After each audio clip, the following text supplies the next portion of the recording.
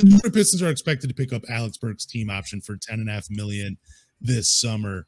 Not sure exactly who this comes from, but I don't know, But anyways, I hope they do. I feel like Alec Burks gets lost in.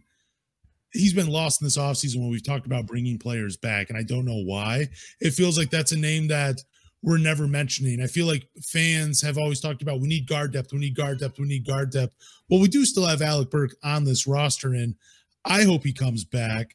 He's a very good player, a free throw hunter. I mean, he is amazing at that. Like, I don't know how many times he went to the line per game, but it felt like it was like 8 to 10. Just incredible. He lived at the line this past season. But do you think the Pistons should pick up his option? Oh, 100%. I think getting Alec Burks at $10 million right now is a steal because I think the market is just going to open up completely.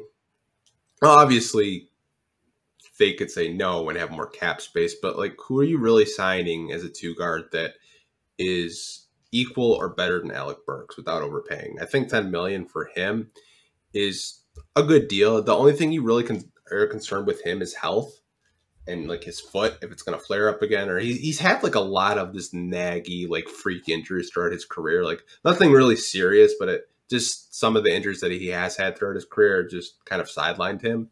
But I think he's another good vet. Like I told you, him and Bojan to me are the two vets that I wanted the Pistons to keep, and they did.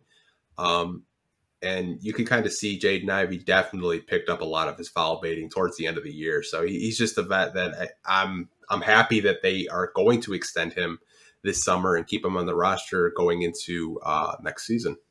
Yeah, he's also just super versatile on offense. Like he doesn't play a ton of point guard, but there are times where he'll bring the ball up the floor. He's more of that 2 or 3, but good outside shooter, can get to the line like we were talking about. Good from the mid-range, valuable experience as a veteran and a professional for the young guys. So 10.5, that's a steal. And you're right. I don't know who even with the cap space. So let's just say they don't re-sign him.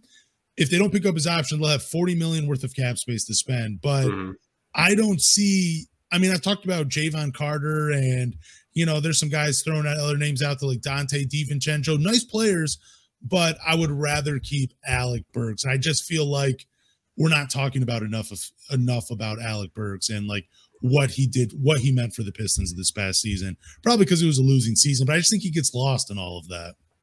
Yeah, I think he's a good vet. He's a good presence, and there were games where I think he had like a stretch where he had like 12 straight games where he's scoring 15 points or more off the bench. He's just a guy that can get hot in a hurry, and he's one of those guys that a lot of playoff teams want off your bench because if you need offense, he's going to get you offense. And I'm sure Monty Williams can work with him where there were a lot of times last year where he was just taking really bad contested shots, but who else is going to shoot it, right? And he was one of those guys too, where I was watching, like, man, if the Pistons had won just a few more games, he might've been in contention for the 6th Man of the Year award. Probably wouldn't have won it. Definitely wouldn't have won it.